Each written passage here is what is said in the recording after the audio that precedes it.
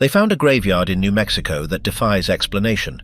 Hundreds of skeletons, all tangled together, showing signs that they turned on each other in their final moments. This is just one crime scene in the prehistoric United States. The truth is, the dinosaurs living in your backyard weren't just hungry, they were sadistic. We are talking about predators that hunted their own families and swamps filled with crocodiles the size of buses. The data doesn't lie. Prehistoric America was a pure nightmare, and we are going to dive into the bloody details right now. The nightmare before history. To truly understand the scale of this violence, we need to realize that the ground beneath us is actually a massive, invisible graveyard. Let's get one thing straight right away. The United States, you know, the land of strip malls, cornfields, and highways, is just a thin mask covering up a very dark past. If you could time travel back between 252 and 66 million years ago during the Mesozoic era, you wouldn't recognize a thing. There were no Rockies as we know them and no Grand Canyon, just a savage, shifting landscape designed for one thing: survival of the fittest. Basically, the continent was a giant arena. From the flatlands of Kansas to the red rocks of Utah, every square inch was contested territory. In this territory, there was zero mercy. The fossil record is crystal clear on this. We aren't finding animals that died of old age in their sleep. We are finding victims. The experts call it the Mesozoic, but you can just call it a 186 million year-long horror movie. The ecological pressure was so intense that animals evolved into biological weapons. We are talking about creatures designed solely to rip, tear, and crush. But here's the kicker. The violence wasn't random, it was systemic. The geography of prehistoric North America forced these monsters into close quarters. When resources dropped, the carnage spiked. We have evidence of droughts that turned riverbeds into mass graves and proof of floods that drowned entire herds in minutes. The remains are everywhere. Beneath the foundations of skyscrapers and the soil of family farms, there are rivers of dried blood and mountains of crushed bone waiting to be found. The ground is literally made of death. But to understand the true horror, we have to go back to where the nightmare started. The story of this brutality begins in the Triassic period, roughly 230 to 200 million years ago, specifically in the American Southwest, which we can call the dawn of the dead. If you think the T-Rex was the start of the scary stuff, you are way off. The horror show kicked off way earlier. Picture New Mexico, Arizona, and Texas. Today it's dry heat and cactus. Back then, the Chinle Formation was a steaming, humid, and dangerous landscape. Think of it like a tropical floodplain, but with extreme seasons. When it rained, it flooded massive areas. When it stopped, the heat baked the ground into concrete. In this environment, the first real monsters of North America staked their claim. And get this, the scariest things out there weren't even technically dinosaurs yet. They were the ancestors of crocodiles, but on steroids. The landscape was dominated by the Rauisuchians. These weren't your modern lazy crocodiles that wait in the water. These things walked on land. They were the apex predators, the bosses of the Triassic. The most terrifying of them all was a beast called Postosuchus. Imagine a creature that looks like a crocodile but runs on long, pillar-like legs. It was nearly 13 to 16 feet long and heavily armored with bony plates along its back. But the real problem was the mouth. It had a deep, boxy skull filled with serrated teeth that looked like steak knives. The Postosuchus didn't just bite. It crushed. It was built to punch through armor and bone. In the red sands of the Chinle Formation, this thing was the Grim Reaper.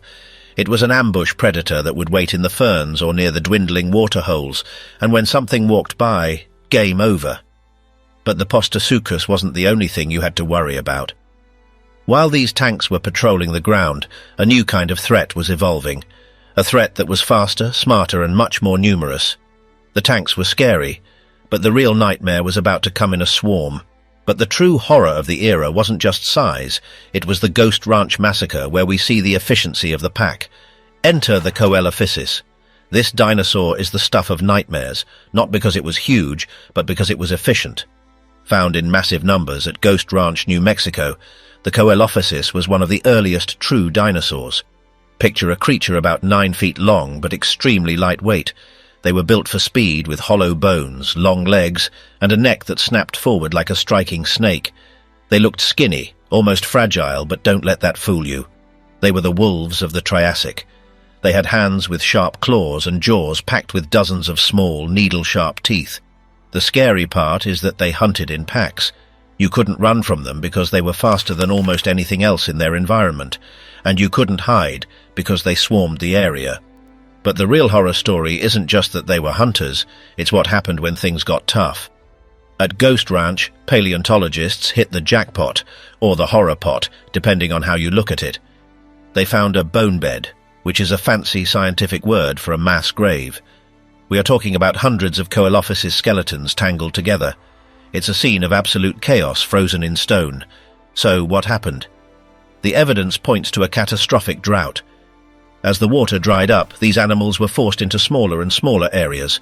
Panic set in. The weak died first. Then the strong started to get desperate.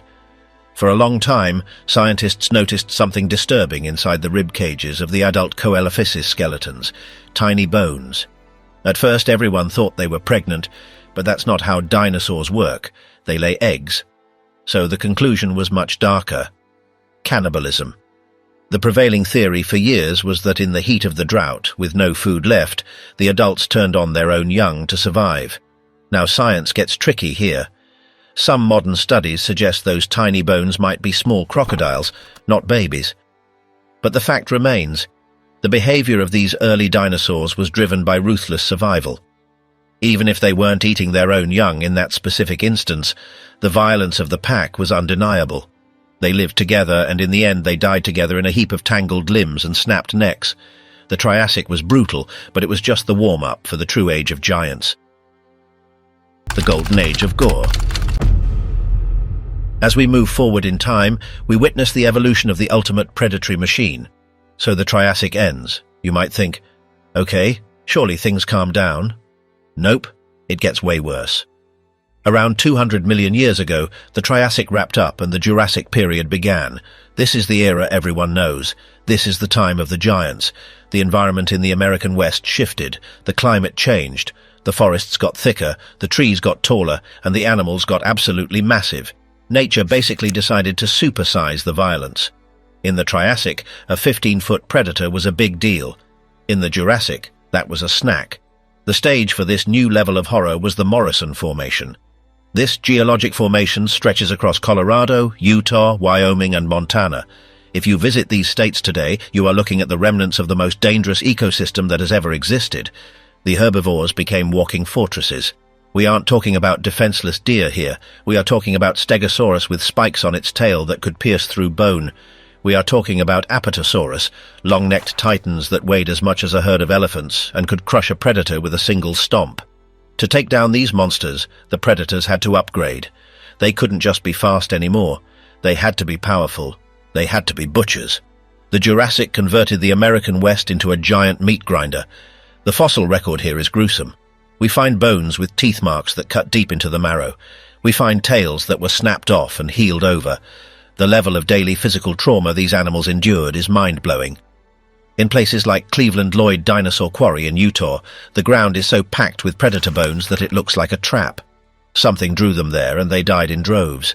But there was one dinosaur that defined this era. One predator that ruled the American West with an iron fist, or rather, an iron jaw. He was the king of the Jurassic, and his bite was the stuff of nightmares. Among these predators, one stood out as the butcher, the Allosaurus. If the T-Rex is the celebrity of the dinosaur world, the Allosaurus is the career criminal. This was the most common large predator in the Morrison Formation. It was the lion of the Jurassic, but lion makes it sound too noble. The Allosaurus fragilis was a biological hatchet. Let's look at the stats. An adult Allosaurus could hit 28 to 30 feet in length. It weighed over 2 tons, but the terrifying part was its mechanics. Most predators bite down and hold on. The Allosaurus did something different. Its skull was built to withstand massive shock. It could open its jaws extremely wide. We are talking almost 90 degrees. Why? Because it used its head like a pickaxe. The theory is that the Allosaurus would open its mouth wide and slam its upper jaw down onto its prey, driving its serrated teeth through flesh and muscle. Then it would pull back, slicing out massive chunks of meat. It was a slash-and-tear strategy. It could rip off 150 pounds of meat in a single bite. Imagine that. That is the weight of a grown human, gone in one snap. and the evidence of their brutality is everywhere. In the Cleveland Lloyd dinosaur quarry in Utah, scientists found a mystery. They recovered thousands of bones. But here is the crazy part. 67% of the bones belong to Allosaurus. Usually in nature you have a lot of herbivores and very few predators, but here the ratio was flipped. There were 46 Allosaurus skeletons and only about 30 other dinosaurs combined. What does this tell us? It tells us that life for an Allosaurus was incredibly dangerous. They were likely drawn to the mud or a water source to feed on trapped herbivores, and then they got stuck themselves. Or worse, they were drawn there to feed on each other. The competition was so fierce that these kings were dying in piles. They were fighting for every scrap of meat, and they weren't picky. We have found Allosaurus bones with bite marks that match other Allosaurus. When the going got tough, they turned on their own kind. But Allosaurus wasn't the only terror in the Jurassic. It had cousins, and some of those cousins were even nastier. The Allosaurus was the king, but the Ceratosaurus was the sadist. While the Allosaurus ruled the plains, a horned demon claimed the swamps, known as the Ceratosaurus. We talked about Allosaurus, the general of the Jurassic army, but he wasn't alone out there. If Allosaurus was the lion, then Ceratosaurus was the honey badger, smaller, nastier, and equipped with weapons that seem like over-deadly. You recognize this guy immediately. He is the one with the big, jagged horn sticking right out of his nose. For decades, scientists argued about that horn. Was it for headbutting? Was it for display? Basically, the consensus now is that it was a warning flag, a bright, colorful signal that said, "Don't mess with me." But the horn isn't the scary part. It's the teeth. Ceratosaurus had the longest teeth relative to its skull size of any predator in the Morrison Formation. We are talking about fangs that were nearly huge blades. While Allosaurus had serrated steak knives for slashing, Ceratosaurus had hypodermic needles designed to puncture deep. So, here is the deal. Ceratosaurus lived right alongside Allosaurus. In biology, there is a rule called niche partitioning. It basically means two apex predators can't do the exact same thing, or they will wipe each other out. So, while Allosaurus was patrolling the open plains hunting the big herds, Ceratosaurus claimed the swamps and the dense forests. Imagine the prehistoric United States again. Specifically, the wetlands of Utah and Colorado. The water is murky, filled with lungfish and turtles. The trees are thick conifers blocking out the sun. This was Ceratosaurus territory. This animal was built with a flexible tail, similar to a crocodile. Some recent studies suggest he was a semi-aquatic ambush predator. He would wait in the water, just below the surface, and launch himself at anything that came for a drink. But here is the catch. We have found Ceratosaurus bones that tell a brutal story. In the Dry Mesa Quarry in Colorado, the fossils show signs of intense struggle. These animals were constantly fighting, not just hunting, but brawling. They had to. Because if they stepped out of line, the Allosaurus would take them out. But there was an even bigger threat looming in the shadows. A monster so big that for a long time, paleontologists didn't even think it was real. Ceratosaurus was scary, but he was just a snack for the true heavyweight champion. However, looming in the shadows was a king that even the Allosaurus feared, the Torvosaurus, often called the Shadow King. Everyone thinks the T-Rex was the first giant. But millions of years before the T-Rex was even an idea, the Torvosaurus tanneri was walking around the United States like he owned the place, and frankly, he did. The name literally means savage lizard, and that is putting it lightly. Found in Colorado and Wyoming, this thing was a tank. While Allosaurus topped out around 30 feet, Torvosaurus could grow to over 36 feet long and weigh nearly 5 tons. In the Jurassic, size was everything. He was the Giganotosaurus of his time. His skull was massive, much thicker and heavier than Allosaurus. His teeth were thick spikes, not thin blades. This suggests he wasn't just tearing flesh, he was crunching through bone. So why don't we hear more about him? Because he was rare. In the fossil record, for every Torvosaurus we find 10 Allosaurus. This indicates he was the top-tier apex predator. The ecosystem could only support a few of them because they ate so much, but when we do find them, the evidence is chilling. In the Dry Mesa Quarry, we found a Torvosaurus skeleton mixed in with the remains of massive sauropods. The bones tell us that this animal had arms, not the tiny, useless arms of a T-Rex. Torvosaurus had massive, muscular forearms tipped with 3 enormous claws. Basically, he could grab you.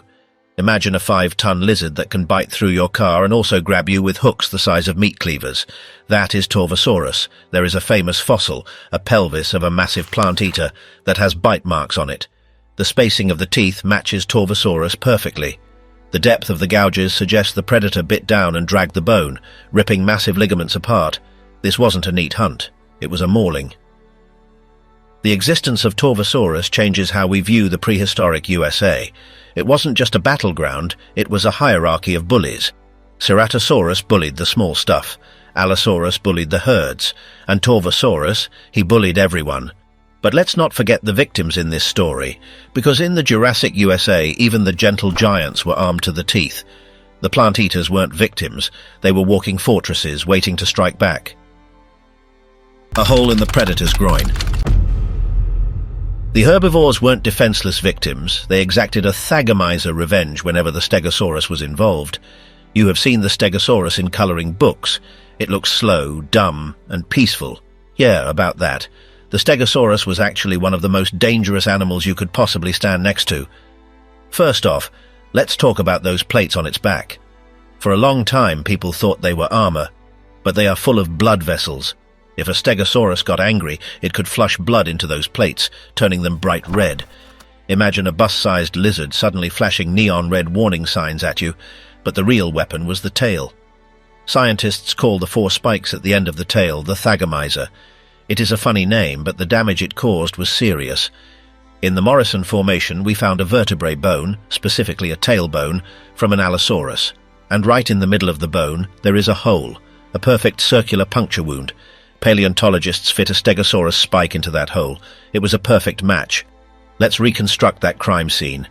An Allosaurus tried to sneak up on a Stegosaurus. The herbivore didn't run, it pivoted. It swung that tail with the force of a car crash. The spike went through the predator's skin, through the muscle, and punched a hole straight into the bone. That Allosaurus didn't die immediately. The bone shows signs of healing. That means the predator limped away in agony, with a massive infection, and lived with that pain for weeks or months. And get this, the Stegosaurus had a brain the size of a walnut. It wasn't thinking. It was reacting on pure instinct. It was a biological tank programmed to destroy anything that came too close. Then you have the sauropods, the long necks like Diplodocus and Apatosaurus. We used to think they were gentle cows. Wrong. Their tails were basically bullwhips. Computer models suggest that the tips of their tails could move at supersonic speeds. They could literally break the sound barrier. Crack. If that tail hit a predator, it wouldn't just leave a bruise. It would shatter ribs. It would liquefy internal organs. These herds of long necks walked across Utah and Wyoming, stripping the land bare. They were environmental disasters on legs. And if a predator was stupid enough to attack a healthy adult, they usually ended up broken. But not every predator was lucky enough to walk away.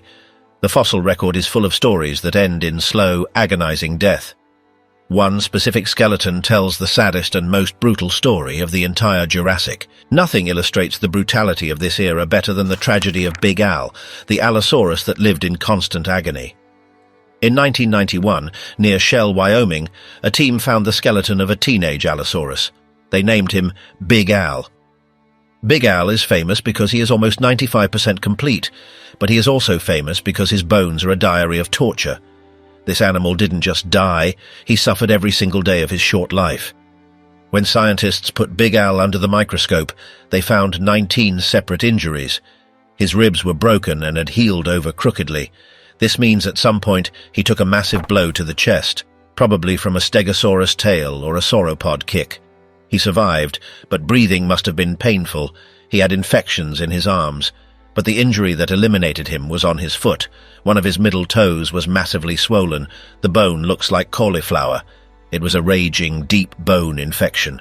Here is the likely scenario. Big Al was hunting. He stepped wrong, or maybe he got stepped on. The toe broke, the skin tore. Bacteria from the prehistoric muck got into the wound. The infection spread. In the wild, if you can't walk, you can't hunt. If you can't hunt, you starve. Big Al spent the last weeks of his life limping across Wyoming, starving to death, burning with fever. He eventually collapsed in a dry riverbed. The scavengers picked him clean, and the sand buried him. This is the reality of the prehistoric USA. It wasn't glorious battles. It was infection. It was starvation. It was breaking a toe and dying a slow, miserable death, while smaller predators watched and waited for you to stop moving. The bones of Big Al are a reminder that this era was unforgiving. There were no second chances, and the environment itself was trying to eliminate you too. The Morrison Formation had a wet season and a dry season.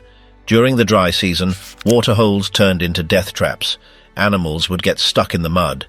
Predators would go in to eat them and get stuck too. We have found sites called predator traps, where dozens of animals are piled on top of each other, preserved in the exact moment they realized they couldn't escape. But as the Jurassic period came to an end, the world began to change. The big, lumbering giants were about to face a new kind of enemy, a faster, smarter, and deadlier version of the dinosaur. The giants were fading, but the age of the raptor was just beginning. As the era shifted, we moved to the Cedar Mountain Formation to meet a new kind of nightmare known as the Utah raptor. The Jurassic ended about 145 million years ago. We move into the early Cretaceous. The location is still the American West, but the cast of characters changes. The heavyweights like Stegosaurus and Allosaurus vanish. In their place, a new threat evolves in the rocks of the Cedar Mountain Formation in Utah. Enter the dromaeosaurs. You know them as raptors. Movies made raptors famous, but they made them too big or too scaly. But here is the crazy part. The real raptor found in Utah was actually bigger and scarier than the ones in the movies. Meet Utahraptor ostromacey. This wasn't a clever little girl. This was a bear-sized assassin. An adult Utahraptor was 23 feet long and weighed over 1,000 pounds. That is the size of a polar bear.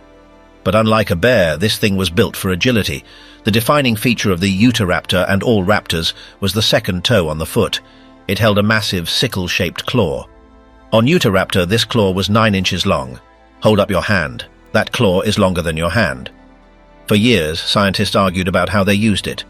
Did they slash? Did they disembowel? The latest research suggests something even more disturbing. They used it as a grappling hook and a piercing tool. The Utahraptor would jump onto the side of a massive prey animal, like an iguanodon or a young sauropod. It would dig those 9-inch hooks into the flesh to anchor itself. Then it would use its jaws to start eating the animal while it was still alive. Basically, they were riding their prey to death. In a quarry in eastern Utah, scientists found a 9-ton block of sandstone. Inside, it was packed with Utahraptor skeletons, a baby, a few juveniles, and an adult. They were all preserved together. This suggests they hunted in packs.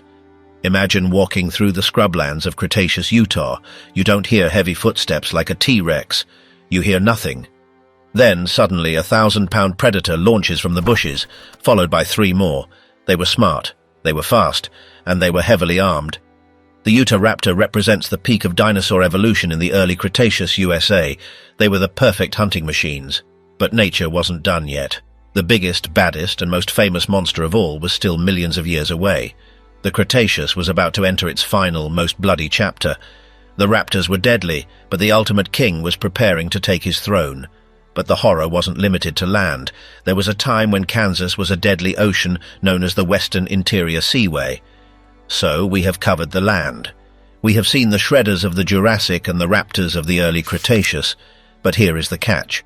During the mid to late Cretaceous, roughly 100 to 66 million years ago, a massive chunk of the United States didn't even exist.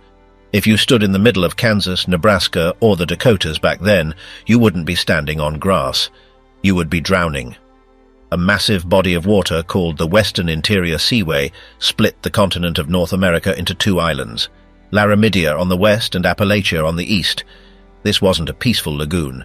This was a warm, shallow, tropical ocean that stretched over 600 miles wide and 2,000 miles long. Basically, it was a shark tank the size of a country. The evidence is undeniable. Today, in the dry, dusty badlands of Kansas, we find the Niobrara chalk. This is a geologic formation made entirely of the crushed shells of microscopic sea creatures. But buried in that chalk are the skeletons of the most terrifying aquatic monsters to ever swim. The water was murky. Visibility was low, and the competition for food was so intense that everything in this ocean evolved to be a hyper-carnivore. Most people assume the ocean was safer than the land because there were no T-Rexes swimming around. Yeah, about that. The thing swimming in the Western Interior Seaway made the T-Rex look like a golden retriever. On land, you could hide in a cave or climb a tree. In this ocean, there was nowhere to hide. The danger came from below, from above, and from every side. We aren't talking about a few big fish. We are talking about an ecosystem where being 15 feet long meant you were bait. The fossil record from this area, specifically the Smoky Hill Chalk in Kansas, gives us a perfect snapshot of this underwater hellscape. And one of the most common fossils we find isn't a reptile. It's a fish that looks like it swam straight out of a horror movie. You might be scared of sharks, but this fish was a swimming bulldog. 20 feet of bad attitude. In these waters lurked the bulldog fish, a glutton known as Xiphactinus. Meet Xiphactinus audax. This was the terror of the Cretaceous seas. Imagine a tarpon or a herring, but scale it up until it is nearly 20 feet long. That is the size of a moving van. It had a massive upturned jaw that gave it a permanent angry frown, earning it the nickname the bulldog fish. But it wasn't just ugly, it was fast. Computer models of its body shape suggest it could accelerate like a torpedo, hitting speeds of nearly 40 miles per hour to smash into prey. Its teeth weren't designed for chewing. They were long, needle-like spikes that interlocked when it closed its mouth. Once it grabbed you, you weren't getting out. But here is the craziest part. The Xiphactinus had a serious problem. It was a glutton. It didn't chew its food. It used a vacuum-style strike to open its mouth wide and swallow victims whole. We know this for a fact because of one of the most famous fossils in the world, found in Gov County, Kansas. It is called the fish within a fish.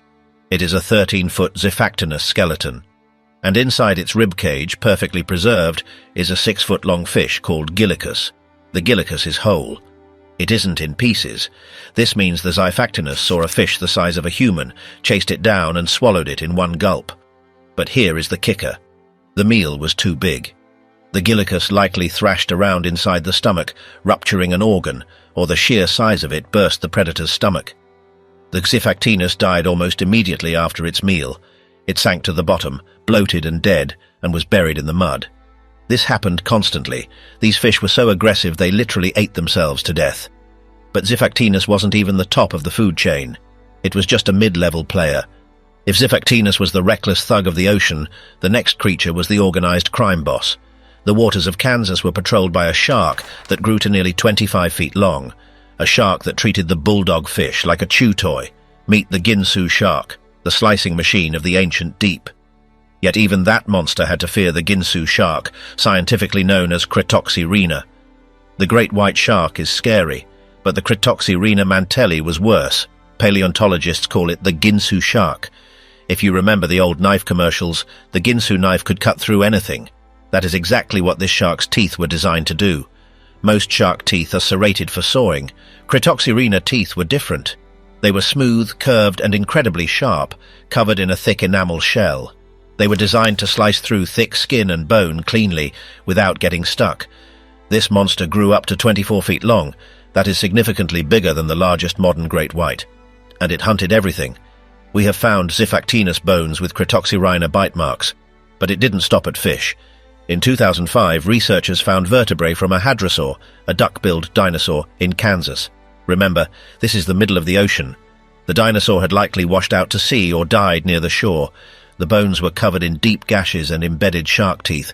The Cretoxyrhina wasn't just scavenging. The bite patterns show aggressive feeding.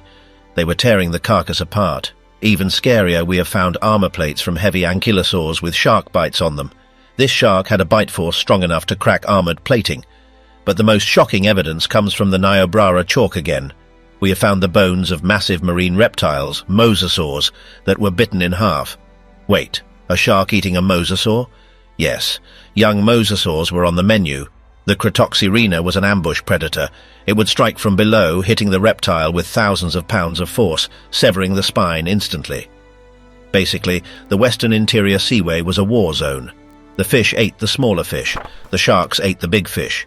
But eventually, nature produced a reptile that ate the sharks. This was the true emperor of the Cretaceous Ocean, a creature so dominant that it forced sharks to change their entire evolutionary strategy just to survive. The shark was deadly, but the mosasaur was the ultimate nightmare. Above them all reigned the T-Rex of the deep, the Tylosaurus. If you have seen the movie where the giant reptile jumps out of the water to eat the shark, you know what a mosasaur is. But the reality is even more disturbing than the movie. The dominant species in the US Seaway was Tylosaurus. This wasn't a dinosaur. It was a giant marine lizard, closely related to modern monitor lizards and snakes. But imagine a monitor lizard that is 45 feet long and weighs 15 tons. Tylosaurus proriger was the undisputed king of the Niobrara ecosystem. Its skull alone was over 5 feet long. It had a weapon that made it impossible to escape. Open a Tylosaurus mouth and you see the normal row of teeth. But look closer. On the roof of the mouth there is a second row of teeth called pterygoid teeth. These teeth were curved backward like hooks. When Tylosaurus grabbed prey, whether it was a shark, a bird, or another mosasaur, these hooks ratcheted the victim down its throat. Once you were in the mouth, you physically could not back out. We know what they ate because, again, we found their stomach contents. One Tylosaurus fossil found in South Dakota contained the remains of a diving bird, Hesperornis, a bony fish, a shark, and a smaller mosasaur. They were cannibals. They were highly territorial. If a smaller Tylosaurus entered the territory of a bigger one, it was lunch. Their hunting style was terrifying. They had a massive, muscular tail that acted like a propeller. They would lurk in the dark, murky water and then launch a high-speed ramming attack. Their snout was reinforced with solid bone. Scientists believed they could ram prey like a battering ram to stun it before biting. Imagine floating in the ocean, and suddenly a 15-ton living torpedo hits you at 30 miles per hour. Your ribs would shatter before you even felt the teeth. For millions of years, the Tylosaurus kept the population of everything else in check. It was the ultimate population control. But while the ocean was a bloodbath, the land was undergoing a massive shift. The king was about to arrive. But before the famous T-Rex appeared, there were other tyrants, smaller, faster, and arguably just as vicious. We need to go back to the shore, specifically to the coastlines of what is now Utah and Oklahoma. The ocean was hell, but a new terror was rising on the coast. Back on the coastline, the high-spined lizard known as Acrocanthosaurus was stalking its prey. While the mosasaurs ruled the water, the coastlines of the southern United States were dominated by a different kind of monster. Before the T-Rex took over, the boss of the South was Acrocanthosaurus. This name means high-spined lizard. He got this name because of the massive ridge of muscle and bone running down his neck and back. He looked like a bodybuilder. Found in Oklahoma, Texas, and Arkansas, Acrocanthosaurus was about 38 feet long. He was almost as big as a T-Rex, but built differently. He had long, powerful arms with 3 hooked claws. This animal was a grappler. The most famous evidence of his brutality is carved in stone in Glen Rose, Texas, at the Paluxy River. Here, when the riverbed is dry, you can see 2 sets of footprints. One set belongs to a massive sauropod, a long-necked dinosaur called Sauroposeidon. The other set belongs to an Acrocanthosaurus. The predator tracks are right on top of the prey tracks. This is a prehistoric crime scene. The tracks show the Acrocanthosaurus was stalking the herd. Then, at one point, the predator's footprints disappear from the ground and reappear a few steps later. Why? Because he jumped. He latched onto the side of the 60-ton sauropod. He was hanging on, digging his claws into the flank of the giant, biting and slashing. The tracks show the sauropod stumbling, shifting its weight as it tried to shake off the attacker. It is a literal chase scene frozen in time for 110 million years. The Acrocanthosaurus was an endurance hunter. He would bleed his prey out. He didn't need to crush bone. He just needed to inflict enough wounds so the giant would collapse from blood loss. But the reign of the Acrocanthosaurus didn't last forever. The climate changed. The seaway fluctuated, and a new lineage of predators began to migrate into North America from Asia. These were the tyrannosaurs, but they weren't giants yet. They started small. But in the southern part of Laramidia, what is now Utah, they began to grow. In 2013, scientists announced the discovery of a new dinosaur in the Grand Staircase Escalante National Monument in Utah. This creature is the direct ancestor of the nightmare we all know. Its name literally means King of Gore. Meet the King of Gore, the grandfather of the T-Rex. The ocean monsters and the high-spined lizards were bad enough, but evolution was cooking up something worse. In Part 4, we finally meet the King of Gore and enter the most famous formation of them all. Hell Creek. The T-Rex is coming, and he isn't alone. You do not want to miss the finale of this bloodline. Smash that subscribe button and get ready for the ultimate predator. Evolution eventually produced the King of Gore, a prototype for what was to come, known as Lithranax. We left off with a tease about a new kind of monster found in the high deserts of Utah. We are in the Kaiparowitz Formation, dating back about 80 million years. This is the late Cretaceous, but it's before the T-Rex existed. The ruler of this land was Lithranax argestes. Scientists didn't just pick a cool name out of a hat. The name literally translates to King of Gore. Why such a violent name? Because the fossil evidence shows that this animal was the blueprint for the ultimate predatory machine. Before Lithranax, the relatives of the T-Rex had narrower snouts and looked more like nimble hunters. Lithranax changed the game. It had a wide back of the skull and a short, narrow snout. This structure is crucial. It means its eyes were facing forward, not to the sides. Basically, Lithranax had binocular vision. Most dinosaurs had terrible depth perception. They could see you, but they couldn't tell exactly how far away you were. Lithranax could. It could judge distance perfectly. This suggests it was an ambush predator that planned its attacks. It was about 24 feet long and weighed nearly 3 tons. It wasn't the biggest tyrant ever, but it was the heaviest for its size at the time. It was built like a linebacker. The teeth were thick and banana-shaped, designed to crush bone, not just slice meat. This was a major evolutionary shift. The predators were moving from slashers, like Allosaurus, to crushers. The King of Gore roamed the island continent of Laramidia, western North America. It hunted duck-billed dinosaurs and horned dinosaurs like Diabloceratops. We have found skulls of these herbivores with massive puncture wounds that match the bite of Lithranax. But evolution didn't stop in Utah. The family tree of the tyrannosaurs was branching out, moving north into Montana and Canada. And as they moved north, they got meaner. In the Badlands of Montana, a new tyrant emerged, one that has one of the most disturbing fossil records of any dinosaur. They didn't just hunt other species, they hunted each other. Family disputes turned deadly with the facebiter known as Daspaltosaurus. Meet Daspaltosaurus. This is the direct cousin of the T-Rex, living about 10 million years before him. Found in the Two Medicine Formation in Montana and Alberta, Daspaltosaurus was about 30 feet long. But the size isn't the story here. The story is the behavior. Paleontologists have analyzed dozens of Daspaltosaurus skulls, and they found something shocking. A huge percentage of them have bite marks on the face. These aren't gentle nips. These are full-force bites that punctured the bone of the snout and jaw, and the teeth marks match other Daspaltosaurus. This phenomenon is called intraspecific combat. Basically, these animals were constantly fighting each other for territory, mates, or food. They were biting each other in the face. In one famous case, a Daspaltosaurus skull shows a healed bite mark, meaning it survived the fight. But another specimen wasn't so lucky. In a bone bed in Alberta, scientists found a Daspaltosaurus with bite marks that showed no signs of healing, and the marks were on the ribs and the pelvis. This means after the animal died, another Daspaltosaurus came along and ate it. Cannibalism was a survival strategy. But here is the catch. Daspaltosaurus wasn't the only apex predator in town. It shared the landscape with another tyrant called Gorgosaurus.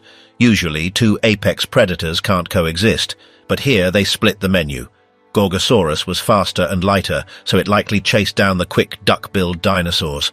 Daspaltosaurus was the heavy hitter, taking on the armored horned dinosaurs. It was a delicate balance of terror.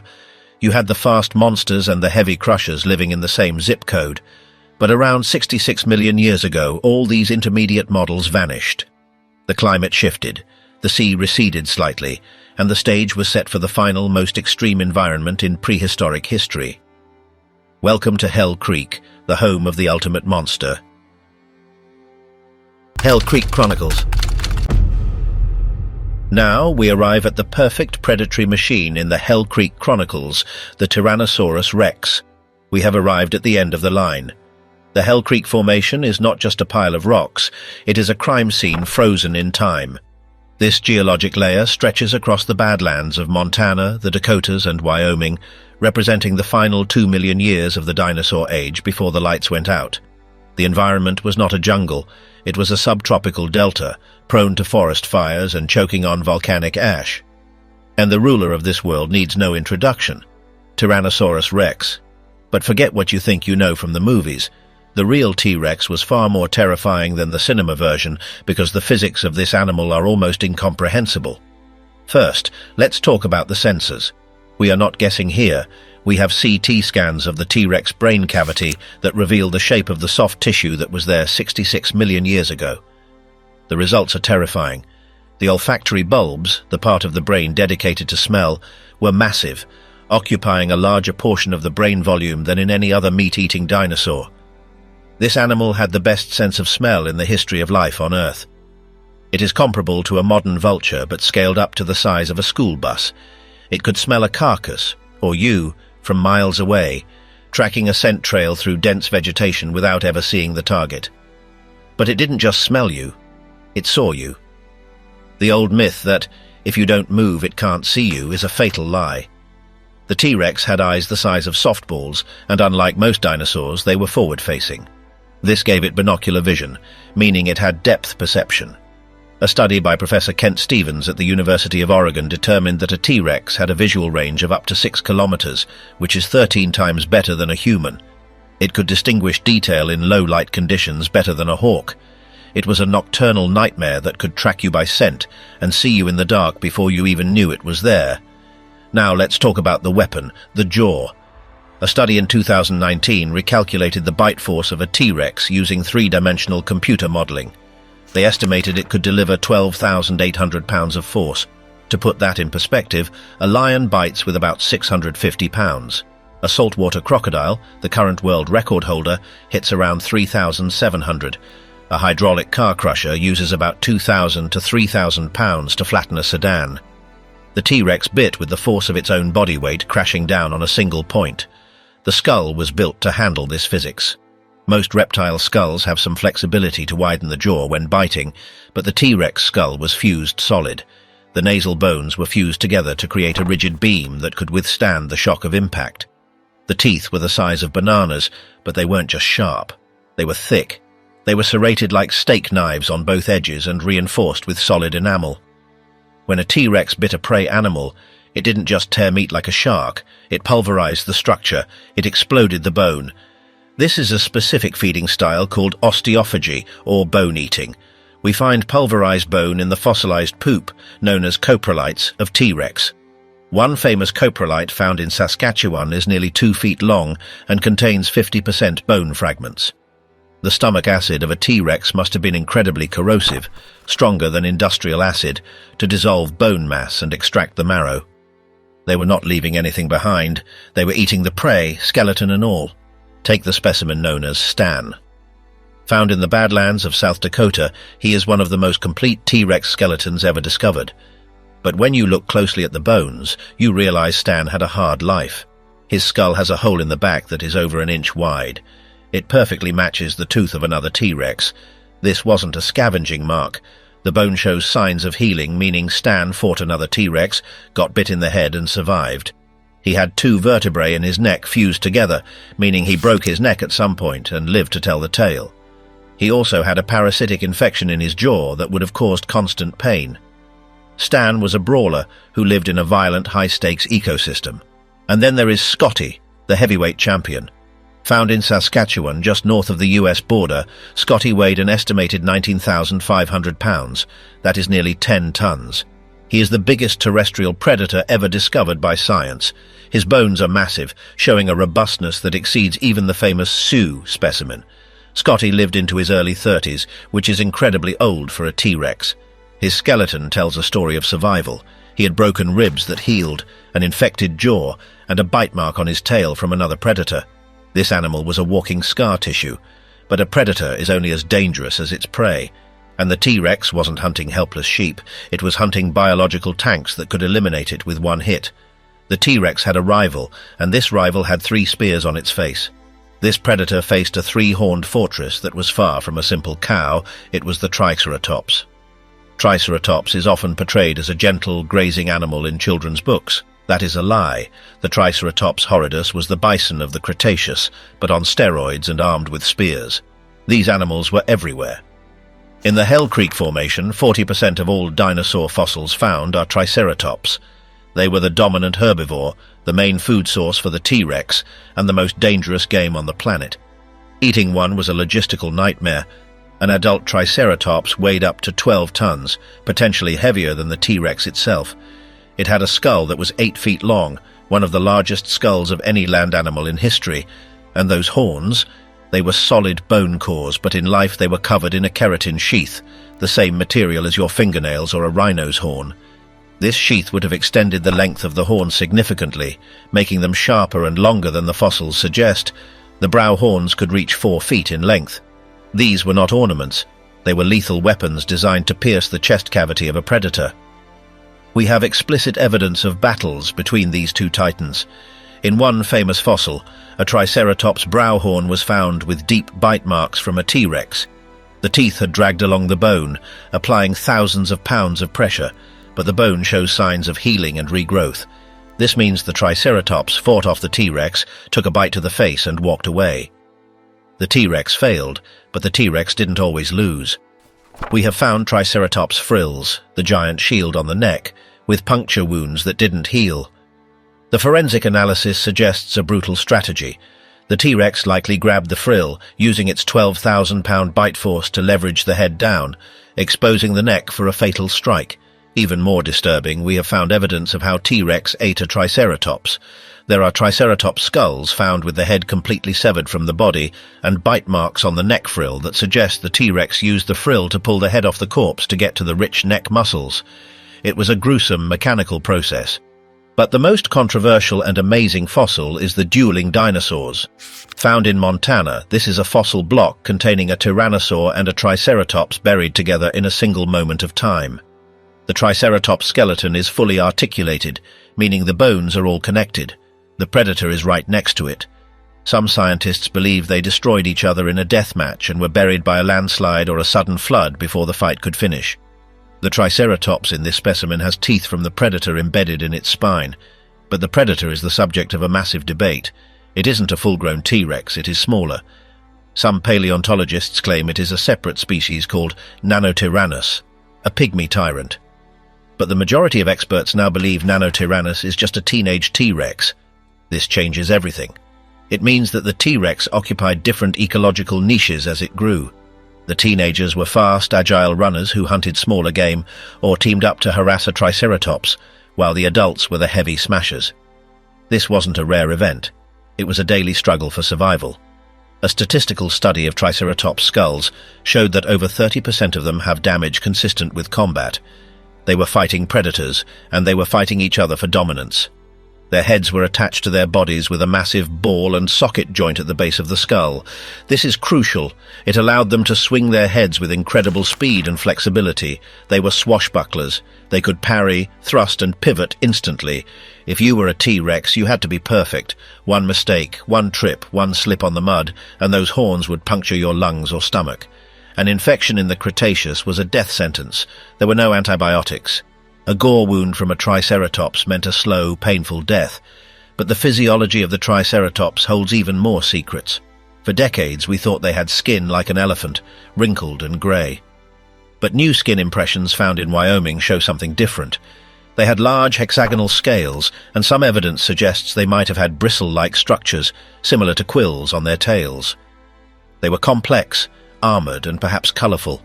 Their beaks were like parrot beaks but solid bone, capable of shearing through branches as thick as your arm. If a T-Rex got too close to the front, the beak alone could snap a leg bone. The dental battery of the Triceratops was a masterpiece of biological engineering. They had hundreds of teeth stacked in columns. As one tooth wore down from chewing tough palm fronds and cycads, a new one pushed up to replace it. They had a self-sharpening shearing mechanism that acted like industrial scissors. They didn't grind their food, they sliced it. This allowed them to process massive amounts of low-quality vegetation, fueling their 12-ton bodies. The frill, or neck shield, has been debated for a century. Was it armor? Was it for temperature regulation? Was it for display? The answer is likely all of the above. The bone of the frill was thick, but it was also vascularized, full of blood vessels. This suggests that the Triceratops could flush blood into the shield to change its color, flashing red to intimidate a rival or attract a mate. But when a T-Rex attacked, that shield was the only thing protecting the neck vertebrae.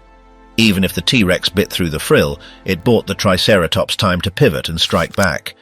We also have to consider the intelligence of the prey.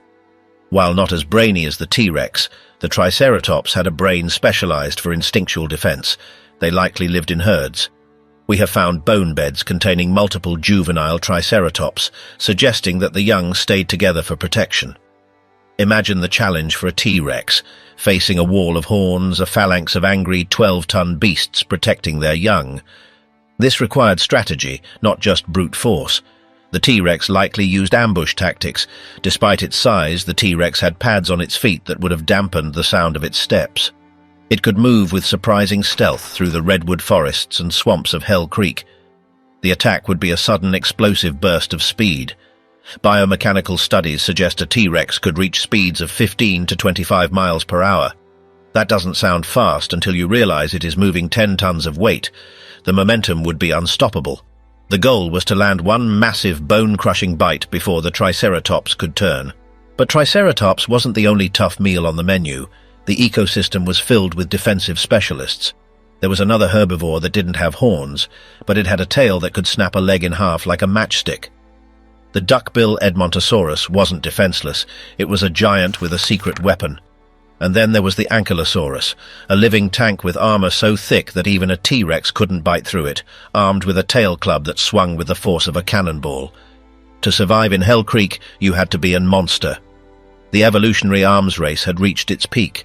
The predators were getting bigger, stronger, and smarter, and the prey was evolving thicker armor and deadlier weapons. It was a stalemate of biological violence that lasted for 2 million years, only ending when an asteroid slammed into the Yucatan Peninsula and wiped the slate clean. But looking at the bones of Stan, Sue, and the dueling dinosaurs, we get a glimpse of that lost world, a world where a simple mistake meant death, a world where the ground shook with the footsteps of giants. The T-Rex was not a villain, it was a marvel of nature, pushing the limits of what is biologically possible for a land predator. And the Triceratops was its worthy opponent, the unstoppable force meeting the immovable object. Living alongside them was Edmontosaurus, the ultimate survivor of this arms race. Often ignored in movies, the Edmontosaurus was the true giant of Hell Creek. These were the duck-billed dinosaurs, but calling them ducks is an insult. An adult Edmontosaurus annectens could grow to 40 feet long and weigh as much as a T-Rex. They didn't have horns, they didn't have armor plates. So how did they survive? Size and herd dynamics. They lived in massive groups, and they weren't slow. Biomechanical studies suggest they could run on 2 legs when threatened, hitting speeds that would leave a human in the dust. We have incredible proof of their interactions with T-Rex. In the Hell Creek Formation, paleontologists found the tail vertebrae of an Edmontosaurus. 2 of the vertebrae are fused together in a clumsy lump of bone. Inside that lump, a broken tooth from a T-Rex. Let's reconstruct the scene. A T-Rex chased this Edmontosaurus. It got close enough to bite the tail. The jaws clamped down, crushing the bone. The Edmontosaurus panicked, thrashed, and somehow ripped itself free.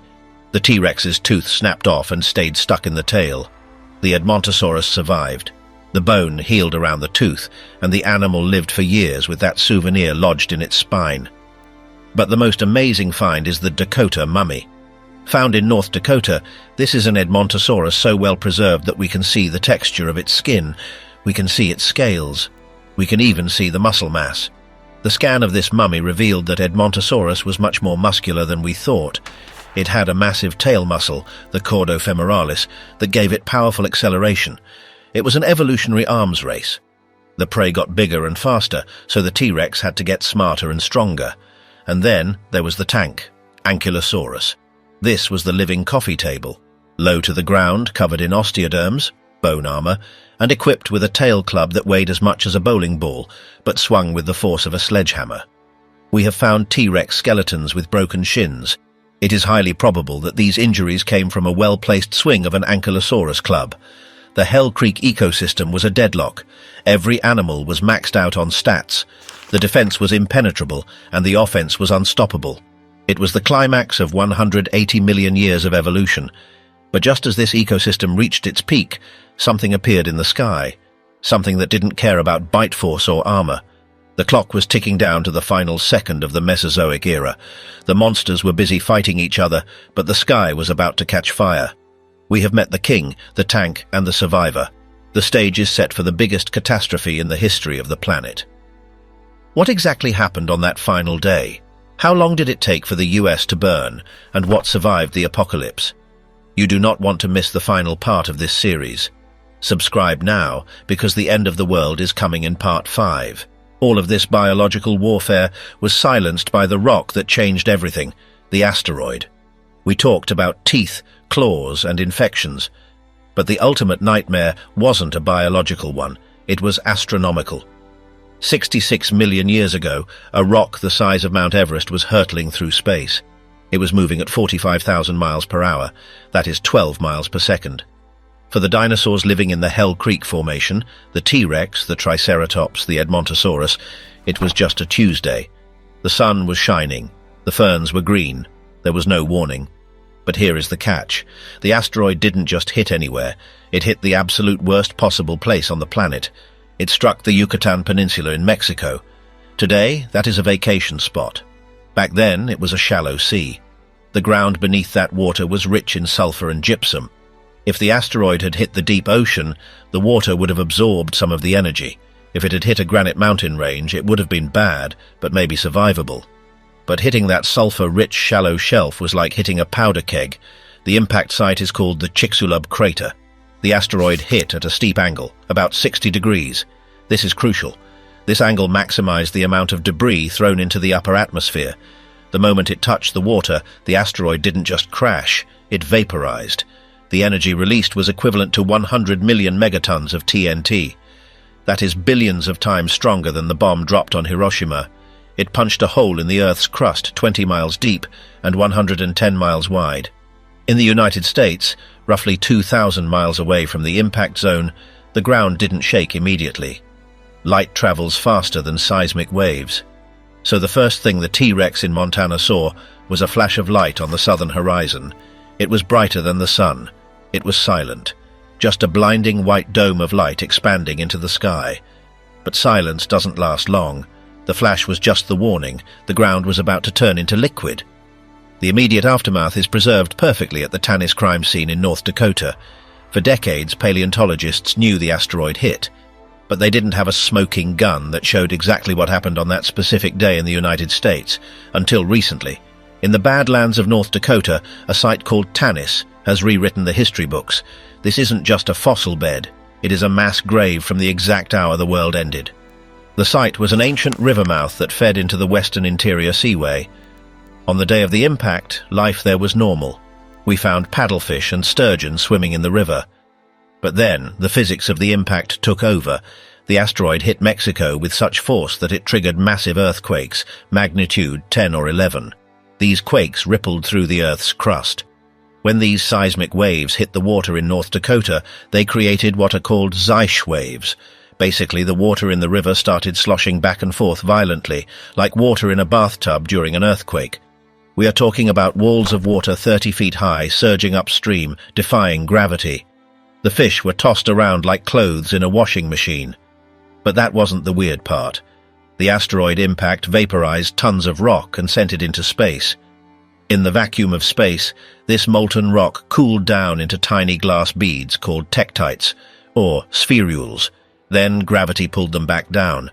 Millions of these tiny glass bullets started raining down on North Dakota. They were red hot.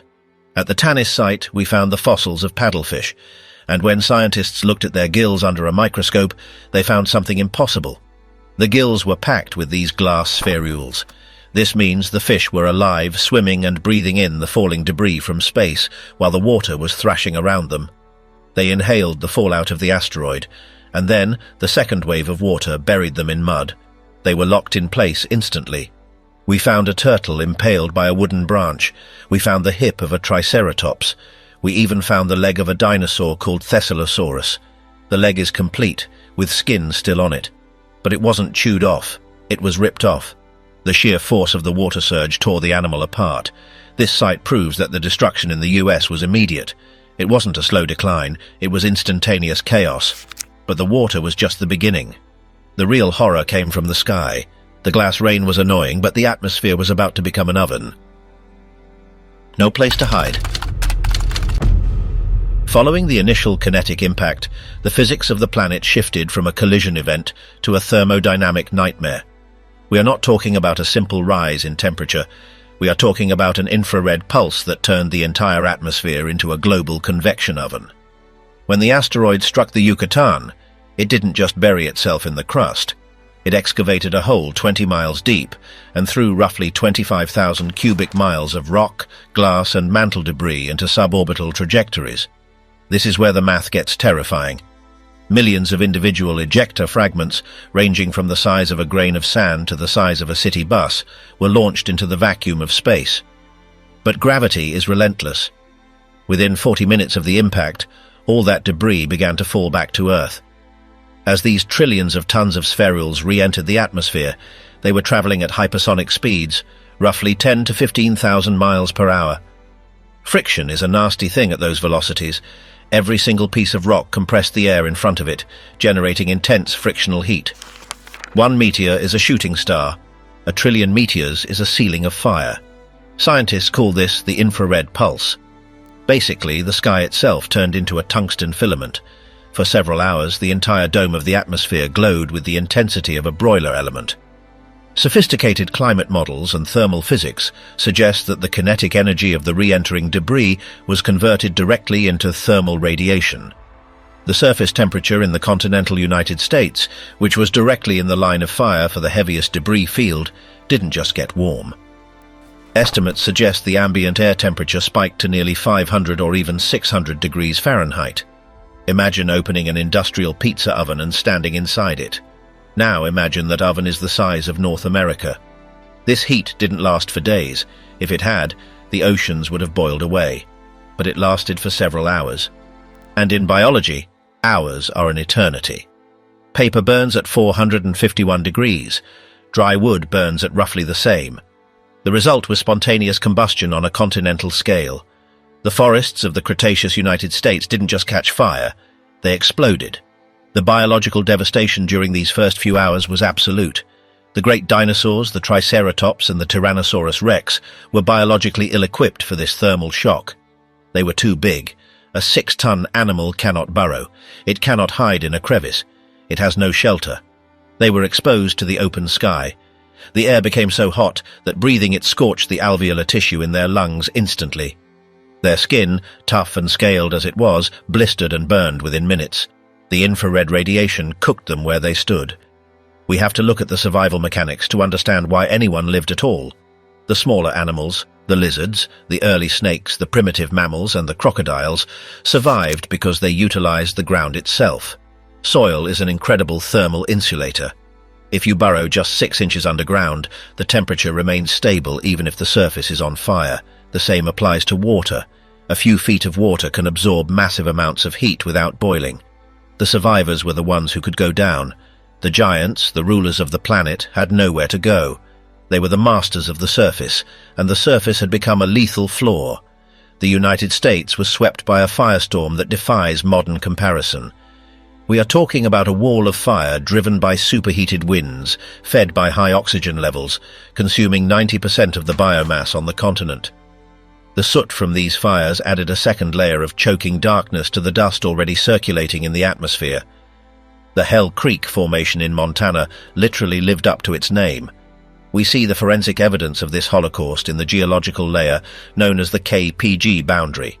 It is a thin line of clay and iridium found all over the world, but in the US, right above this layer, palynologists, scientists who study pollen, found a massive spike in fern spores. This is the fern spike. Why ferns? Because ferns are the disaster taxon. They are the first things to grow back after a forest fire destroys everything else. That spike in the fossil record is biological proof that the continent was burned to the bedrock. The dinosaurs that weren't crushed by the initial earthquake or drowned in the inland tsunamis were now baked alive in a planetary kiln. But the worst was yet to come. The heat eliminated the millions, but the cold would destroy the survivors. Following the fire came the ice. The glass rain stopped. The fires eventually burned themselves out as they ran out of fuel. But the dust didn't settle. The location of the impact was a stroke of cosmic bad luck.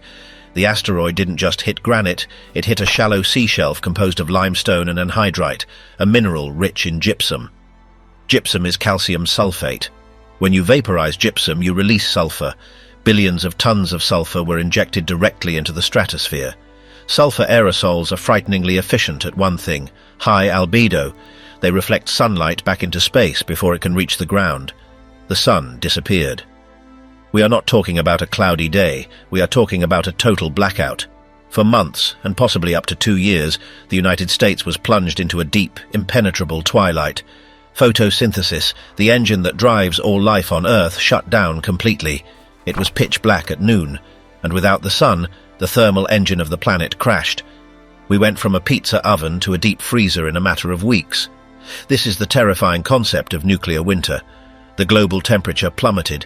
In the continental interiors of North America, far from the moderating influence of the oceans, temperatures dropped by as much as 30 to 50 degrees Fahrenheit below freezing. It was a shock freeze. The plants that had miraculously survived the fires as seeds or roots now faced a world without light. They couldn't photosynthesize. They withered and died. The food chain is a pyramid, and the asteroid kicked out the foundation. At the bottom, you have plants and phytoplankton. At the top, you have the apex predators like the T-Rex. If you remove the bottom, the structure doesn't just wobble, it collapses. The herbivores that survived the initial impact, maybe a few lucky Edmontosaurus or Triceratops that were sheltered in deep, narrow canyons, woke up to a grey, cold world covered in toxic ash. There was no green. There was no food. They began to starve. A warm-blooded animal, or mesothermic, as dinosaurs likely were, of that size needs a massive caloric intake just to power its metabolism. A T-Rex needs hundreds of pounds of meat a week. But the herds were dying. The scavengers, the raptors, the small predators, the insects probably had a grisly feast for a few weeks.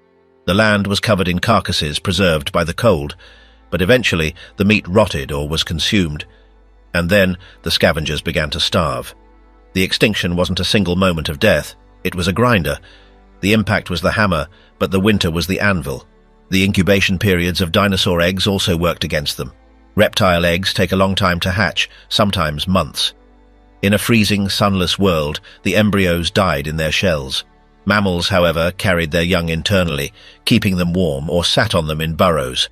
This reproductive difference became a decisive factor between survival and extinction. In the waters surrounding the US, the chemistry was turning hostile. The sulfur in the atmosphere combined with water vapor to form sulfuric acid rain. This wasn't just rain, it was a chemical attack. The acidity of the upper ocean increased dramatically. This acidification dissolved the calcium carbonate shells of microscopic sea life like foraminifera and coccolithophories. These tiny creatures are the base of the marine food web. When they melted away, the ammonites starved. When the ammonites died, the mosasaurs, the 50-foot lizards that ruled the Cretaceous seas, starved to death. The ecosystem collapsed from the bottom up.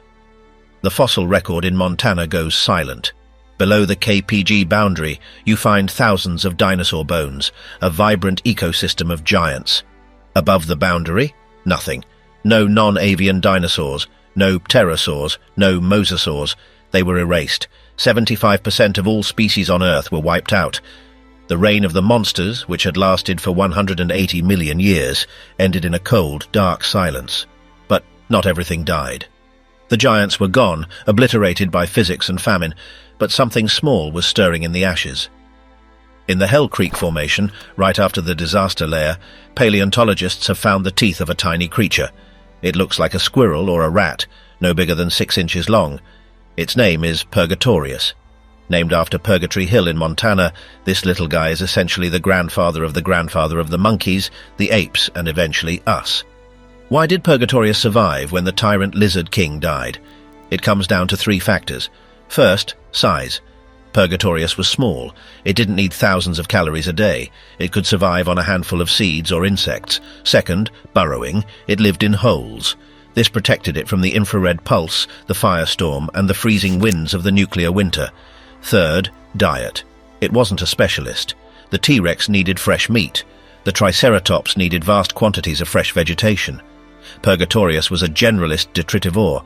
It could eat insects, seeds, roots, and even rotting matter. While the dinosaurs starved because their specific food sources vanished, the early mammals thrived on the death and decay that surrounded them. The nightmare of the dinosaurs was over, but the prehistoric United States didn't become a paradise. Nature abhors a vacuum. With the ecological niches of the dinosaurs left empty, the mammals exploded in diversity and size. But the terror didn't leave North America, it just changed shape. Within a few million years, the US would be dominated by new monsters. The terror birds, Gastonis, evolved to fill the role of the raptors. These were birds that stood 7 feet tall, flightless, with beaks the size of pickaxes designed to crush the spines of early horses. They ruled the forests of the Eocene, hunting the ancestors of humanity. Then came the hell pigs, entelodonts. These were not pigs. They were bison-sized monsters with jaws capable of crushing bone. They had bony flanges on their cheeks and humps of muscle on their backs. They were walking tanks, bioengineered for violence, roaming the plains of Nebraska and the Dakotas. The violence of the American continent is a feature, not a bug. From the blood-soaked sands of the Triassic, through the reign of the Allosaurus broken by infection, to the nuclear winter of the Cretaceous, the history of this land is written in violence. We walk on their bones every day. We build our strip malls and highways on top of their graveyards. The next time you look at a peaceful landscape in Wyoming or the rolling hills of Dakota, remember what lies beneath. Remember the skeletons twisted in agony. Remember the Triceratops locking horns with the tyrant in a duel to the death. Remember the fish found in North Dakota that literally choked on glass from space. The prehistoric United States was not a Disney movie. It was a pure, unadulterated nightmare of fire, ice, and tooth and claw. And we are just the lucky survivors who showed up after the smoke finally cleared.